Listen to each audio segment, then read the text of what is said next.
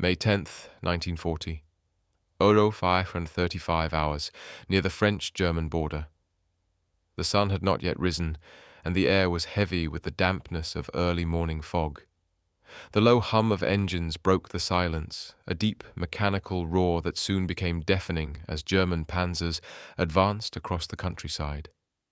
Their iron treads crushed the muddy earth with the weight of impending destruction, a relentless force moving at astonishing speed. In the midst of this metallic behemoth's advance, a lone French Char B-1 tank stood almost motionless, its turret facing the inevitable. The crew inside, exhausted and anxious, knew they were no match for the German war machine. Yet here they were, trapped in the belly of the storm, the only obstacle between the Germans and their next objective, Paris. But Captain Pierre Bilotte had already made a decision. There would be no retreat, no surrender. He would not let the Blitzkrieg pass without a fight. The question now wasn't whether they could stop the Germans, it was how long they could delay them. The French resistance, though weak, still existed in moments like these. For 15 minutes, the unstoppable force would meet the immovable object. Bilotte's crew sat in silence inside the tank. They were a small ragtag unit with limited resources and outdated equipment. The Char B-1, built to withstand artillery fire and infantry assault, was not a modern marvel by any means. It was slow, cumbersome, and lacked the mobility of the German Panzer or the Stuka dive bombers that had terrorized Europe. However, it was one of the few tanks left in the region, and it was a symbol of resistance, a relic from a previous war now caught in the clash of modern tactics. As the sound of the German tanks drew closer, the crew felt the tension in the air. The gunner, Jean-Luc, ran his hands over the controls of the 75mm cannon, checking the sight alignment once more. Sweat trickled down his forehead, the weight of the decision pressing down on him. His fingers, which had once been steady under fire, now trembled slightly as he held the trigger. Sergeant Bernard, the driver, looked to Bilotte. His hands gripped the wheel with a mixture of fear and resolve. He knew the situation well. The Char B-1 wasn't fast enough to flee, nor was it armed to fight multiple German tanks. And yet, the fear in his eyes was slowly replaced by something more potent: determination. Bilotte, calm and unshaken, ran through his calculations in his mind. The Germans were fast, faster than anything he had ever encountered, but they were not invincible. If they could disable the lead tank, the momentum would shift. It was a long shot, but it was all they had. In the silence of that moment, Bilotte made the decision to fight, not because he believed they could win, but because he believed they could make a difference. The Blitzkrieg was the culmination of Germany's strategic development, a method that had been honed over years of military innovation. It relied on speed, surprise, and shock. The German military had evolved a doctrine that broke with traditional methods of warfare, focusing on overwhelming force and rapid, concentrated attacks on weak points. Tanks, infantry, and air power were coordinated in a synchronized fashion that had never been seen before. By the time the Blitzkrieg was unleashed on France, the French military was already reeling from the speed and success of the German advance through Poland and the Low Countries. The Maginot Line, a massive defensive fortification built along the French-German border, had proven utterly ineffective against the swift German forces that simply bypassed it through Belgium. French forces were caught in a state of confusion. The Germans had already begun their march through the Ardennes forest, a place that the French believed was impassable to such a mechanized force. But the Germans had proven them wrong. They moved fast, utilizing flanking maneuvers, catching the French off guard and spreading them thin across a vast front. Communication between French commanders was poor, and the chain of command was disjointed, making it difficult to mount an effective counterattack. Bilotte and his Char B-1 tank were among the last of France's mobile forces. The decision to confront the German advance was a desperate one. As Bilotte's Char B-1 tank stood alone, isolated in the vastness of the battlefield, it symbolized the last remnants of French resistance, standing in the face of a new world order. The rest of the French military was scattered, and the elite forces of the French army were already retreating. But for Bilotte, there was no retreat, no surrender. This tank, this crew would fight. The Blitzkrieg was not just a military tactic. It was an ideological shift in how warfare was conducted. The Germans had moved beyond the conventional strategies of the past and embraced warfare as speed and efficiency. Tanks, which had once been clunky and slow, were now tools of mobility, creating immense pressure on the enemy. However, this very emphasis on speed also created vulnerabilities. The Blitzkrieg's reliance on mobility meant that any delay in the attack could prove catastrophic. While the Germans relied on overwhelming numbers and speed, they had underestimated the psychological impact of a small, determined group standing in their way. Bilotte's resistance, though small in scale, sent a message to the Germans that their strategy was not infallible. The psychological impact on the German commanders was significant. At first, they had dismissed the Char B1 as an outdated relic of the past. However, as Bilotte's tank disabled 2 German tanks, they began to question whether their perfect machine could be stopped. Bilotte's small victory, though short-lived, would echo through the ranks of both the French resistance and the Free French forces. In the long run, it helped to reignite a sense of defiance in the French military and civilian population. Though France would fall, the story of Bilotte's stand became a rallying cry for those who would later fight on, inspired by the bravery and determination of one man and his tank. What made Bilotte's resistance so striking was not simply that it was an act of military defense. It was the act of defiance itself. Bilotte's tank was outmatched, outgunned, and surrounded. There was no logical reason why his tank should have survived, let alone inflicted damage on the German forces, and yet it wasn't the technology or firepower that held the key. It was the human spirit. In war, especially one of such overwhelming force, it is easy to forget that human decisions often shape the course of events as much as technology or strategy. The Blitzkrieg's momentum could have continued unchecked, but it was halted for a brief moment by Bilotte's determination to stand his ground, to fight for the impossible. This moment of defiance was not about achieving a decisive victory. It was about challenging the inevitable, even if that challenge was doomed to fail. As the German tanks moved in, Bilotte's crew fired their first shot. It struck the lead Panzer IV, disabling its tracks and causing it to veer off course. The crew of the Panzer was forced to abandon it, and Bilotte's crew took the opportunity to fire again. The second shot hit a Sturmgeschütz III, piercing its side and knocking out its main gun. The German forces, caught off guard by the effectiveness of the French tank, hesitated. For 15 minutes, Bilotte and his crew fought with everything they had, slowing the German advance just long enough for other French units to regroup.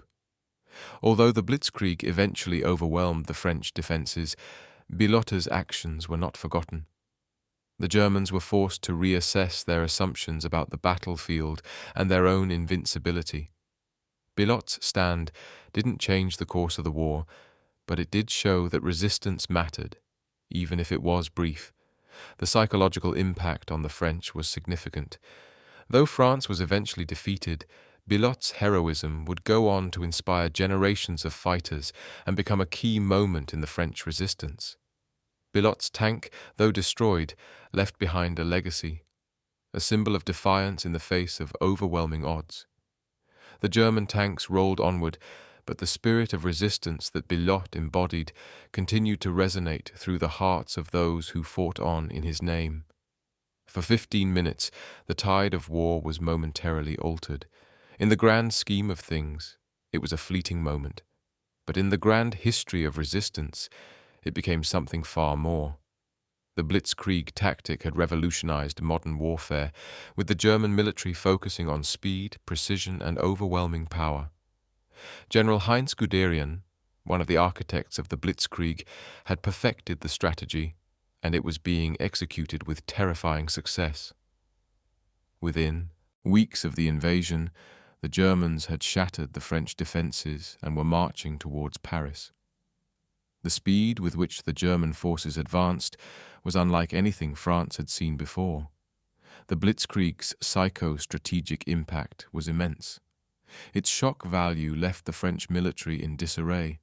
Yet as the Germans made their way through France, it was easy to overlook the pockets of resistance that were mounting within the country.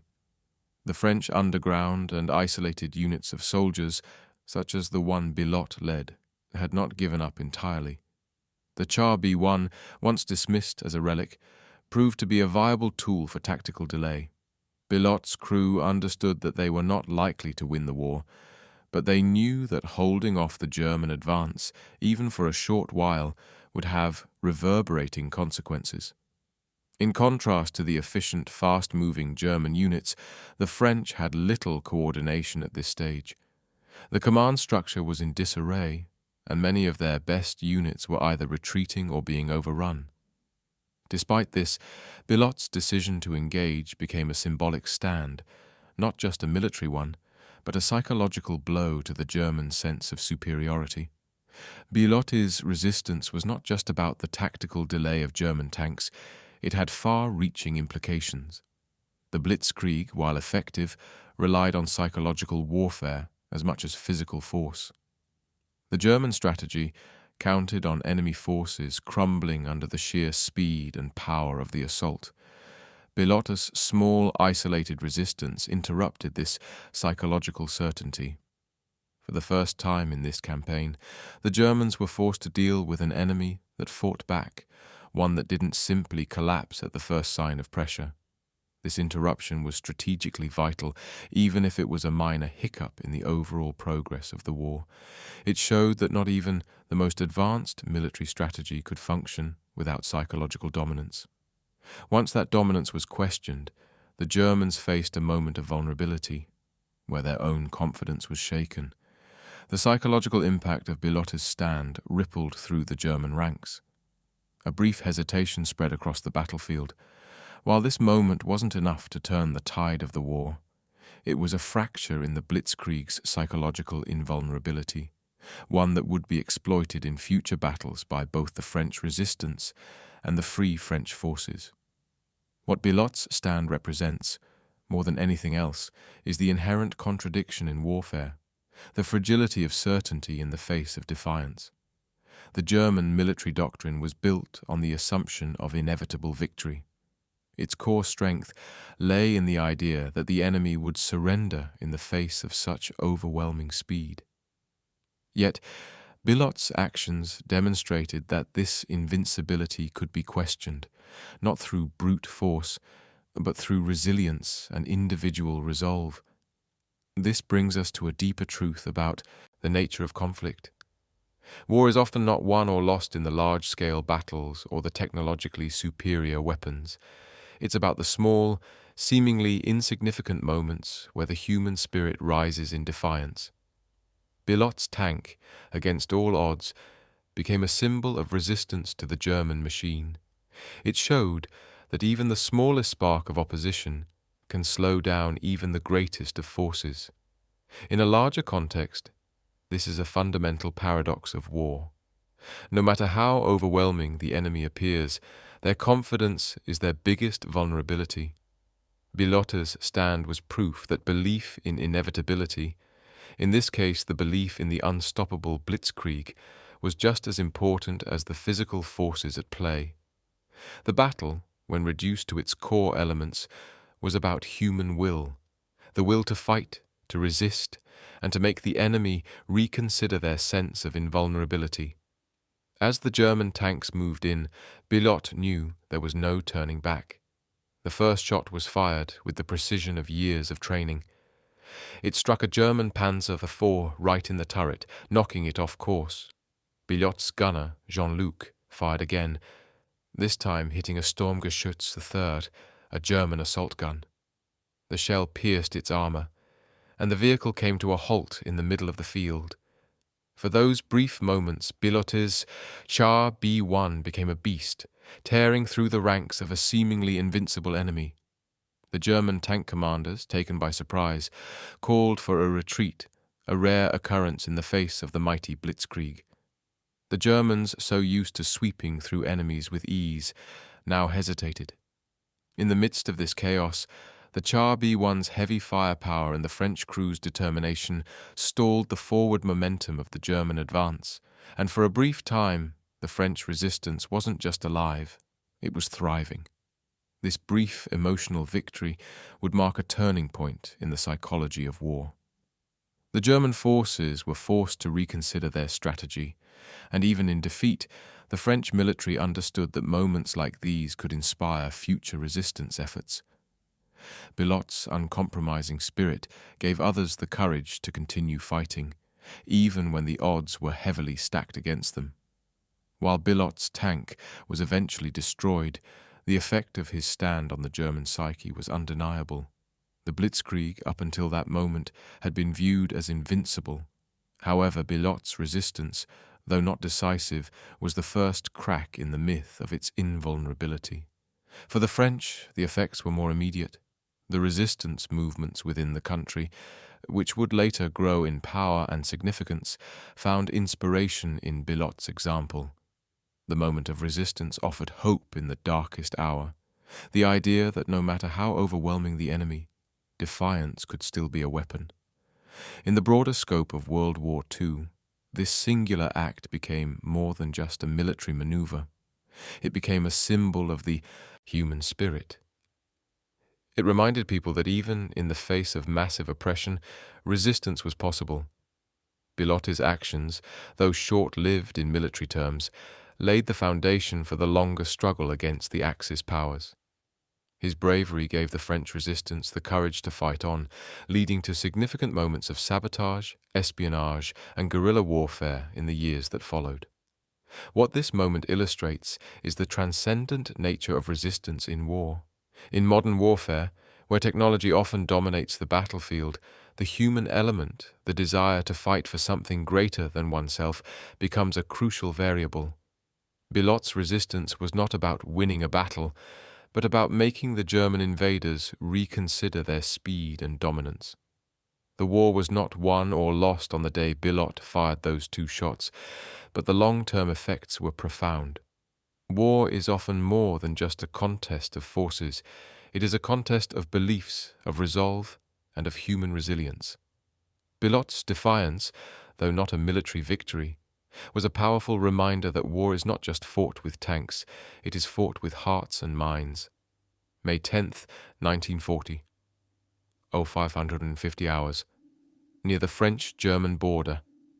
The Char B-1 tank, that had once defied the overwhelming power of the German war machine, now lay in ruins, a monument to an act of defiance that would be etched into the hearts of those who witnessed it.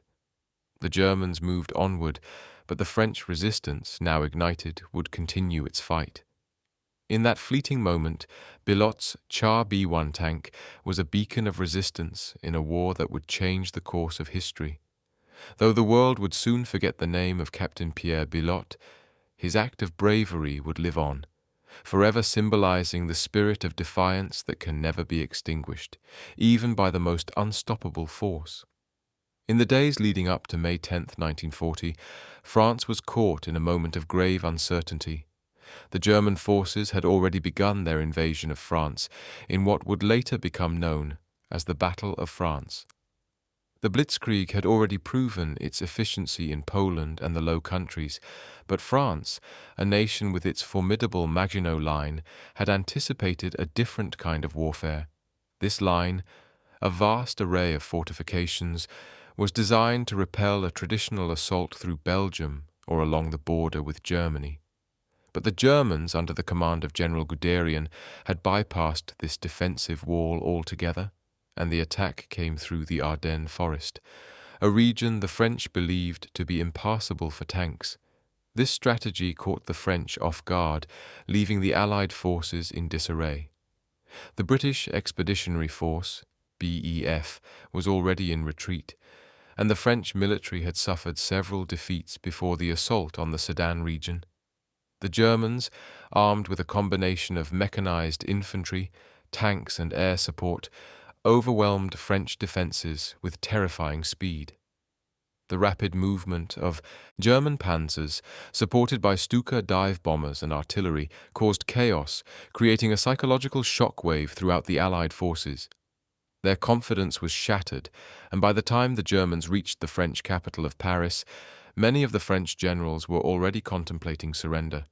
However, there were still pockets of resistance that refused to give in. Bilot's stand in the Char B-1 tank was one such example.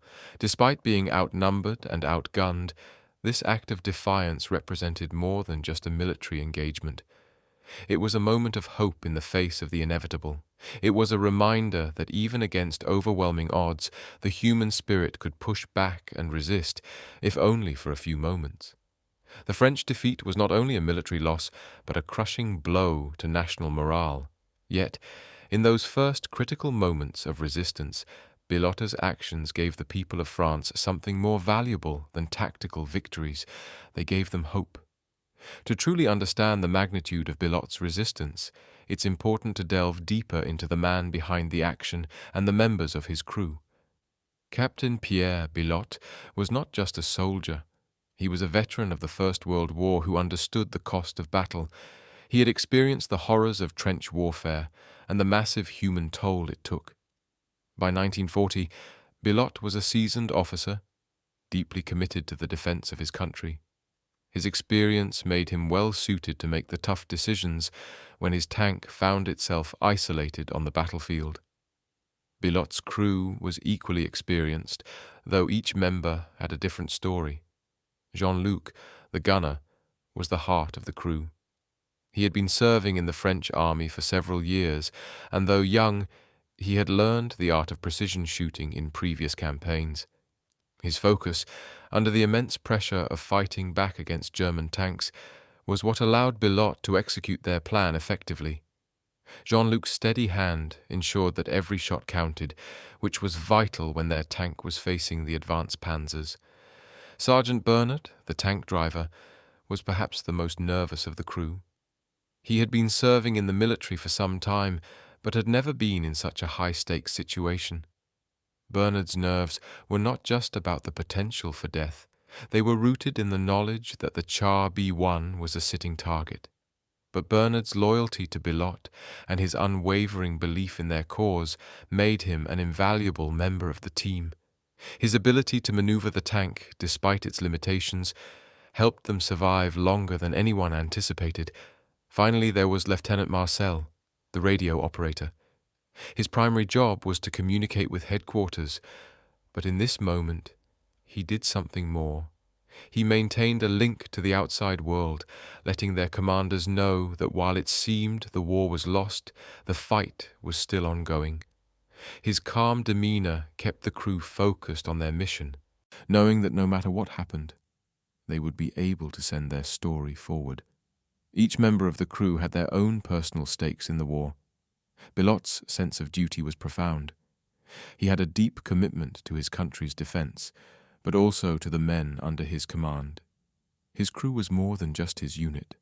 They were his family in the trenches, the only people standing between him and the German advance. What makes Bilot's stand so compelling is the nature of individual resistance against overwhelming odds. History is full of such moments, individual acts of bravery that, though not always militarily decisive, change the course of public perception and ignite the flames of further resistance. For example, during World War II, the Battle of Stalingrad became another example of a stand against overwhelming odds. While Stalingrad involved entire armies, the individual acts of defiance by soldiers and civilians within the city were just as impactful. Each sniper's shot, each sabotage operation, and each piece of information sent to the resistance became crucial in breaking the back of the German invaders. While the siege of Stalingrad eventually led to a larger shift in momentum for the Allies, it was the localized acts of resistance that allowed it to persist, much like Bilot's brief but important delay of the German forces. Similarly, the Battle of Britain, though an aerial war, demonstrated how small units of fighters, often flying outdated planes, could defy the Luftwaffe and hold off a much larger, superior force. The resilience of individual pilots, much like Bilot's, turned the tide in key battles. It was not just about the hardware, it was about the human spirit to keep fighting, even when the battle seemed lost. Another comparison could be drawn to the Warsaw Uprising in 1944, where Polish resistance fighters, outmanned, outgunned, and facing a much stronger German force, held out for nearly 2 months in the city's streets. Like Bilot, the Warsaw resistance fighters knew they would likely be defeated, but their stand was about preserving the will to fight, about showing that resistance mattered, even in the face of certain defeat. The psychological effect of Bilot's actions on the German forces cannot be understated. Up until that moment, the Blitzkrieg had been a juggernaut that ploughed through Europe, its invincibility confirmed by rapid victories. German soldiers, especially tank commanders, were convinced that they could roll over any opposition with minimal resistance. But Bilot's stand in the WWII tank threw that certainty into doubt. For the first time, the Blitzkrieg was halted, even if only momentarily, by a small unit. This was a blow not just to the military machine, but to the psychological invincibility that had been so carefully cultivated by the Germans. Even the superior forces of the Third Reich were vulnerable to something as seemingly insignificant as a single French tank. This shift in German perception would have ripple effects not only on the battlefield, but in the command centers of the Nazis. For the first time, they would have to acknowledge that the French were not simply rolling over in the face of the invasion. They were fighting back in pockets of resistance that were now spreading across the country. The French resistance, which would grow in power and influence over the next few years, found inspiration in Bilot's sacrifice. May 10th, 1940. 0600 hours, near the French-German border. The WWII tank had long since been reduced to rubble, its wreckage a twisted reminder of a fight that defied the odds. The German panzers continued their advance, but the echo of resistance reverberated through the hearts of the men who fought that day. Bilot's name would not be remembered in the annals of military history, but the act of defiance he embodied would inspire countless others. The French resistance had begun, its spark ignited by the bravery of a single tank commander whose stand would prove that even the greatest forces can be stalled by the human will. War, in its most brutal form, is often seen as a clash of armies, technologies, and strategies. However, beneath the surface, it is also a clash of ideas, beliefs, and values. The nature of resistance, particularly in a time of overwhelming force, speaks to some of the most fundamental ethical and philosophical questions about human nature and survival. In the case of Bilot's stand, we see a powerful example of individual resistance against what seemed like an unstoppable force. This act of defiance raises important ethical questions. Is it moral to resist a greater power when the odds of success are slim? Can an individual or a small group stand up against tyranny, even knowing they might not survive? These questions have plagued humanity for centuries, and Bilot's action becomes a symbolic answer to that philosophical debate. At the core of Bilot's resistance was a belief in the value of individual defiance, even if that defiance wasn't a military victory. It was an ethical choice, a refusal to allow the enemy to pass without acknowledging the price of resistance. The concept of resisting tyranny is deeply ingrained in human history, from ancient uprisings to modern-day protests. Bilot's act becomes a symbol of moral courage, showing that sometimes it is not about winning the war, but about showing the world that some things are worth fighting for, even if that fight ends in defeat. Philosophically, the nature of resistance in warfare is often a matter of choosing to fight for a cause, even when that cause seems lost. The act of resistance is a form of defiance against the inevitable, and Bilot's resistance exemplifies this. His decision to confront the German forces with a minimal chance of success reflects a core human belief that the will to fight is just as important as the material resources behind the fight. Throughout history, Morale has been a decisive factor in determining the outcome of battles and wars. While weaponry, training, and strategic planning all play critical roles, it is often the collective will of the soldiers and the confidence they have in their cause that defines victory or defeat. Billott's resistance served as a crucial psychological turning point, not just for the French but also for the Germans. For the French forces, the fight was no longer about military superiority. It became a battle for the soul of the nation. When Billot decided to stand his ground against the Germans, he was not just trying to delay their advance, he was defending the concept of France itself. His defiance resonated throughout the French population, who, despite their initial despair, began to believe that resistance was still possible. The symbol of the Char B-1 tank, old, outnumbered, but determined, became a rallying point for the Free French forces, for the underground resistance, and for the French people. On the German side, Billot's stand was not just a minor tactical delay. It forced the German command to reconsider their perception of French resistance. The Blitzkrieg's success had been built on speed and psychological shock, but for the first time, the Germans were confronted with an unexpected force that didn't collapse under pressure. The psychological impact was profound. If the French could resist, even for a few moments, it meant that the Blitzkrieg's invincibility was not guaranteed.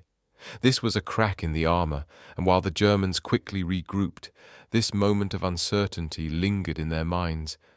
Morale, therefore, is just as much a weapon as any tank or bomber, and Billot's stand embodied this truth. He transformed the Char B-1 tank into a symbol of resistance, showing that even in defeat, defiance could be a powerful tool in shaping the war effort. Billot's resistance, while heroic, was not without its tactical limitations. The Char B-1, though formidable, was a slow, cumbersome tank with limited mobility. Against the lightning-fast German panzers, it was a sitting duck, a vulnerable target. However, what it lacked in speed and maneuverability, it made up for in firepower and armor. The 75mm gun could penetrate the armor of German tanks, and its thick frontal armor made it resistant to most artillery shots. This gave Billot a fighting chance, but the lack of backup and the overwhelming number of German tanks made it nearly impossible for him to win the engagement. The success of Billot's resistance depended on several factors. 1. Surprise and tactical positioning. Billot's tank was well positioned in the fog, which allowed him to catch the German tanks off guard. The element of surprise was crucial to his success. 2. Psychological warfare. Billot's crew understood the importance of psychological shock. They used their firepower not just to disable the tanks, but to create confusion and hesitation in the enemy ranks. 3. Limited time. Billot's resistance was not designed to win the battle, but to delay the German advance and inspire the French people and military to keep fighting. The mere act of defiance had strategic value, even if it didn't change the outcome of the battle. Could such an act be repeated today? The concept of asymmetrical warfare, where smaller, less equipped forces take on larger, more technologically advanced enemies, is very much alive in modern conflicts. But the key lesson from Billot's stand is not that every tank battle can be won by the underdog, but that the act of defiance can serve as a critical psychological tool in shaping the morale and resilience of the opposing forces. In the modern context, guerrilla warfare and cyber resistance take on similar roles to Billot's tank. Small groups, outnumbered and outgunned, continue to challenge the might of modern empires. Billot's resistance is thus not just a historical anecdote, but a timeless principle in conflict. The power of defiance is often more important than military victory. Though the Battle of France ended with the surrender of the French government in June 1940, the French resistance did not end with Billot's fall. If anything, Billot's act of resistance sparked a larger fire, one that would burn throughout the rest of the war. Following Billot's stand, the Free French forces, led by Charles de Gaulle, began to form a more organized resistance movement. The French resistance grew from small, isolated pockets of defiance into a national network of spies, saboteurs, and soldiers who conducted covert operations against the Nazis. Billott's defiance was one of the earliest symbols of French resistance, and it contributed to the larger psychological foundation upon which the French underground movements were built. In many ways, Billott's stand marked the beginning of a long, bitter struggle that would lead to the liberation of France in 1944. In examining Billott's actions, we come to a deeper philosophical question. What is the true nature of war? On the surface, war is a contest of power, resources, and strategies. But beneath this, it is also a contest of belief, the belief that resistance matters even when the odds are overwhelming. Billott's stand reminds us that defiance is a weapon in itself. Even when the war seems lost, the decision to resist, however small the act, can send shockwaves through history. In Billott's resistance, we see not just a tactical delay, but a symbol of hope, a reminder that, even in the darkest moments, human determination can shine through. May 10th, 1940. 0600 hours, near the French-German border. The WWII tank lay in ruins, its once formidable armor twisted beyond recognition. Its crew, though scattered, had embodied a moment of fierce defiance against an enemy that was thought to be unstoppable. The German panzers, undeterred by this brief resistance, continued their advance towards Paris, but the ripple of Billott's resistance, though small in military terms, would echo throughout history. For 15 minutes, the invincible Blitzkrieg was held at bay, not by a powerful army, but by one determined man and his tank. That brief stand, when the WWII tank's turret fired once more, would become more than just a military maneuver. It would be a symbol of the human will to resist, to fight back even when victory seemed impossible. Billott's moment of defiance would ignite the flames of future resistance movements and contribute to a psychological shift that the Germans would not soon forget. Billott's actions remind us of a timeless truth in war. Resistance is not always about winning. It's about standing against the inevitable. Even in the darkest moments, one man's decision to fight can shift the course of history, not through force alone, but through the power of belief, courage, and the refusal to yield. The Blitzkrieg's unstoppable advance would continue to claim ground, but Billott's bravery carved out a space for resistance to grow, a space where the French could rebuild their fight against tyranny. His stand was not just a fleeting moment of military valor. It was a testament to the enduring power of defiance, a reminder that, even in defeat, the human spirit remains unbroken. As the world would soon learn, the WWII tank, its metal twisted and torn, would become a symbol, not of the futility of battle, but of the unbreakable will to fight, even in the face of overwhelming odds. In the grand tapestry of war, 15 minutes may seem insignificant. But in those minutes, the world learned that sometimes the greatest victories are not won by the strongest force, but by those who, against all odds, choose to stand firm.